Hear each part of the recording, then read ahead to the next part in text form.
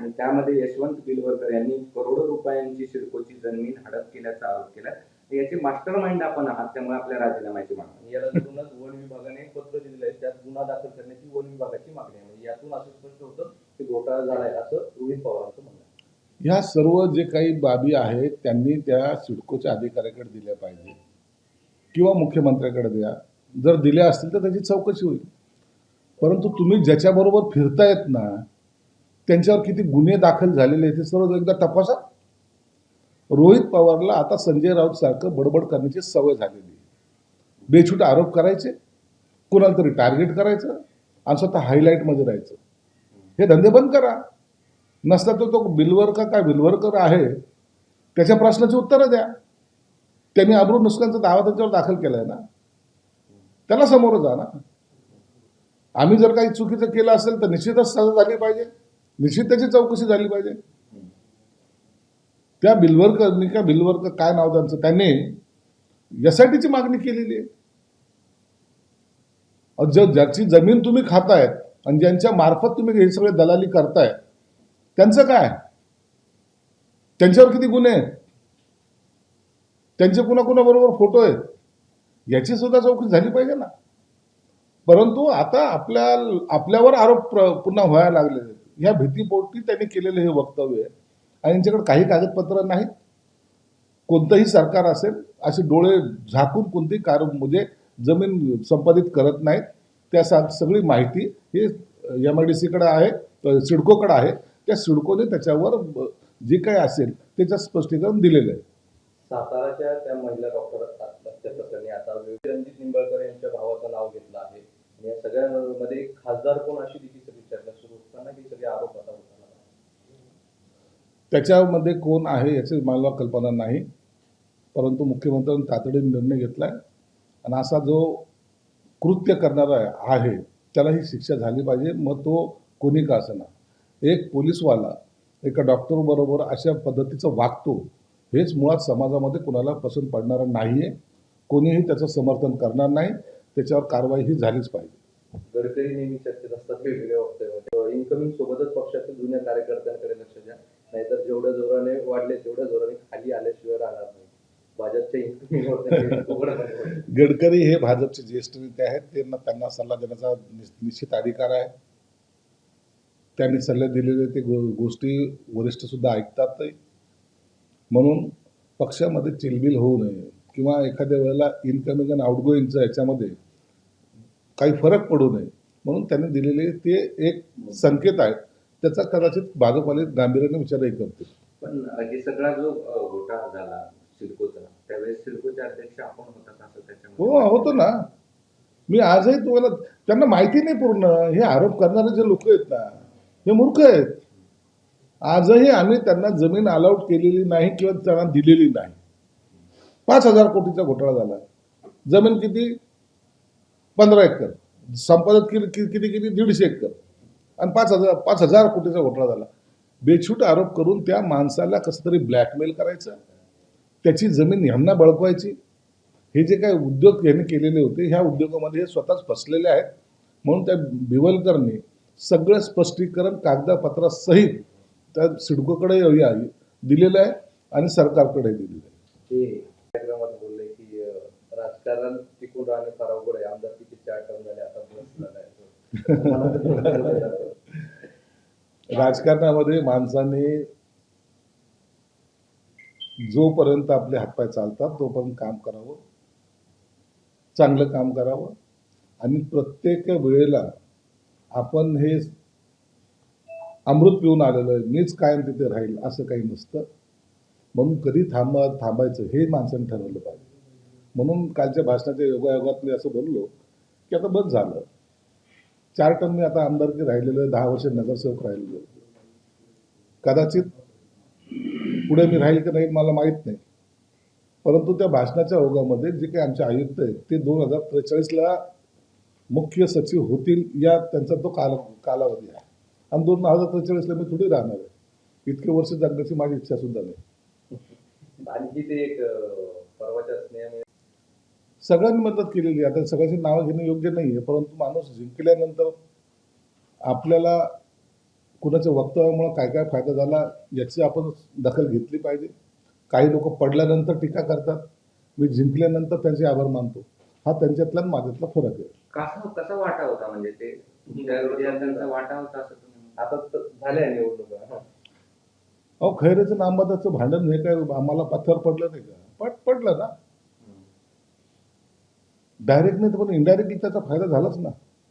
एकाने एकाची सुपारी घेतली होती, दुसऱ्याने दुसऱ्याची सुपारी घेतली होती. आणि ह्या सुपारी बाजाच्या चक्करमध्ये लोकांनी त्यांना नाकारलं आणि त्याचा फायदा निश्चित मला झाला. म्हणजे निवडणुकीमध्ये फायदाच झाला मला. म्हणून या दोघांनी असं भांडत राहिलं तर आमचा फायदा होतो एवढं मात्र निश्चित आहे. महानगरपालिकेत खैरे तुम्हाला मदत करणार आहेत का? महानगरपालिकेमध्ये काय होणार आहे? आज त्यांची अवस्था अशी आहे की त्याच्याकडे उमेदवार नाही.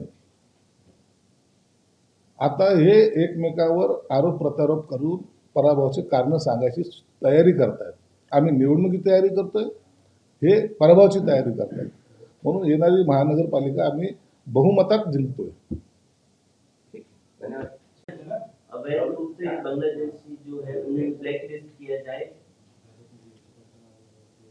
देश भर में जो बांग्लादेशी आ रहे हैं जिनकी घुसखोरी बढ़ रही है, इसका इफेक्ट उन्होंने अपना राशन कार्ड, आधार कार्ड, इलेक्शन कार्ड निकाला है और वो यहाँ के रहवासी दिखाना चाहते हैं। ऐसी सबकी शोध मुहिम राज्य सरकार ने शुरू की है और इस सभी बांग्लादेशियों को निश्चित तौर से अटक करना चाहिए और उनको उनके देश में भेजना चाहिए। इस तरीके से आके यहाँ उधम मचाएंगे, यहाँ गुंडागिरी होती है, यहाँ नशे के धंधे होते हैं, ये सबको कारणीभूत ये बांग्लादेशी है। इसलिए इनको पायबंद लगना जरूरी है। इसलिए राज्य सरकार कठोर से कठोर कार्रवाई करेगी। मनपात आता परिस्थिती बदललेली आहे, भाजपचा आरोप लगाया गया है सिडको की जमीन को लेकर। रोहित पवार आजकल संजय राउत की भूमिका में है। उनको बेछूट आरोप लगाने की आदत पड़ चुकी है और उसमें कोई तथ्य भी नहीं। उसकी इंक्वायरी सब कुछ जो है सरकार ने भी की है। इसलिए रोहित पवार जिनके साथ मिलके ये ब्लैकमेल के धंधे कर रहा है, उसका नतीजा उसको मालूम है क्या निकलने वाला है। इसलिए बेछूट आरोपों को हम ख्याल देते रहे। सच्चाई उसमें क्या है? एक्चुअल में आरोप जो कर रहे हो सरासर गलत है। आपने अरे गलत है, अभी तक जमीन उनको ना दी है, भिवलकर को दी है, उसकी 150 एकड़ जमीन संपादित की है। देना तो दूर की बात है, लिए है हमने। करोड़ की जमीन लेके सिडको इसके ऊपर प्रोजेक्ट कर रही है और वो जो पैसे की बात करता है, क्या 12-15 एकड़ जमीन उसको देना है 150 एकड़ में से, उसकी जमीन में से 12.5% के हिसाब से, और उसका वैल्यू 5,000 कोटी का भ्रष्टाचार हुआ जो जमीन की वैल्यू भी नहीं। ऐसे आरोप करके ये सिर्फ लोगों को दिखाना चाहता है कि मैं बहुत सारा ज्ञानी हूँ और मैं ऐसे भ्रष्टाचार के आरोप मतलब प्रकरण बाहर लाता हूँ। ये सब बकवास है, उसको कोई ख्याल भी देता नहीं। कुछ दिन पहले भाई जगताप ने कहा था कि कांग्रेस शिवसेना नेताएं चुनाव रहते हैं, ये कार्यकर्ताओं की चुनाव रहते हैं, नेताओं में नहीं आना चाहिए। मैंने 6 महीने पहले ही आपको बताया था कि ये जो महाविकास आघाड़ी है ये टिकने वाली नहीं। पहले वो इंडिया अलायंस था, महाविकास आघाड़ी हो गई, महाविकास आघाड़ी में बिगाड़ी हो गई और कांग्रेस नहीं चाहेगी ये इस तरीके से अलायंस होकर वो लड़े। कांग्रेस का अपना खुद का एक अलग वजूद है, हर कोई पार्टी का अपना वजूद होता है और इस तरीके से अगर वो इलेक्शन लड़ते हैं तो उनकी पार्टी नामनेश हो जाएगी। इसलिए वो कार्यकर्ताओं के बल पे ये अकेले में इलेक्शन जरूर लड़ेगी। जीएमसी ने अभी इलेक्शन का बीजेपी ने 150 सीट लड़ाई बोली है, उस पर कैसा करें? अभी चुनाव के बारे में कोई भी रणनीति डिसाइड नहीं हुई, ना युति की कोई बात हो चुकी है। ये युति के संदर्भ में मुख्यमंत्री देवेंद्र फडणवीस और एकनाथ शिंदे, अजित दादा बैठ के बात करेंगे और वो जो निर्णय लेंगे उसी तरीके से युति होगी और सीटों का बंटवारा होगा। एकनाथ शिंदे दिल्ली गेलेले आहे मराठी कथा, नंतर दिल्लीला गेलेले आहेत आणि त्यांची जी माहिती मिळते त्यांनी पंतप्रधान नरेंद्र मोदींची भेट घेतली। निश्चित एकनाथ शिंदे साहेब दिल्लीला गेले असतील, त्यांचं काही कारणं असतील, त्याबद्दल मला काही कल्पना नाही, परंतु निश्चित महत्त्वाचं काही बोलणी त्यांना बोलवलं असेल किंवा युती संदर्भामध्ये काही जे काही असेल निर्णय घ्यायचे असेल त्या संदर्भामध्ये त्यांना बोलवलं कदाचित असावं। ते स्वतःच याबद्दलची संपूर्ण माहिती आपल्याला देऊ शकतात। एक शेवटचं आहे की नगरमध्ये आतापर्यंत शिवसेना हा मोठा भाऊ आणि भाजप लहान भाऊ अशा पद्धतीचं समीकरण व्हायचं, मात्र आता परिस्थिती बदललेली आहे। भाजपचं जे आहे ताकद वाढलेली आहे आणि आता भाजप मोठा भाऊ आहे असं भाजपच्या वतीने सांगण्यात येईल. भाजपची ताकद वाढलेली म्हणजे मला कळालं नाही. या जिल्ह्यामध्ये 6 म्हणजे 6 शिवसेनेचे आमदार आहेत, 3 भाजपचे आहेत. ताकद कशी वाढली? आम्ही मोठा भाऊ छोटा भाऊ हे मानायला तयार नाहीत. आम्ही सर्व एकत्रितपणे निवडणूक लढवणं हे आमचा उद्देश आहे. मग आम्ही जर असं म्हणलो की आमचे 6 आमदार आहेत, तुमचे 3 आमदार आहेत, असं नसतं होतं.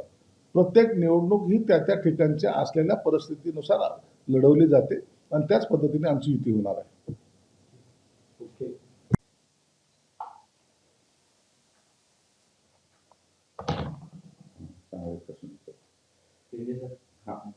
हा.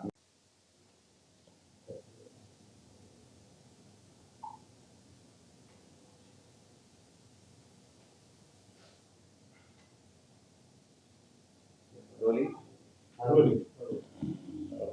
मुंबई महानगरपालिकेसाठी भाजपाकडून 150 जागांचं टार्गेट ठेवण्यात आल्याची माहिती मिळते आणि त्यातून शिवसेनेला 65 ते 75 जागा देण्याची तयारी दर्शवलेली आहे, अशा प्रकारची सूत्रांच्या वतीनं माहिती मिळते.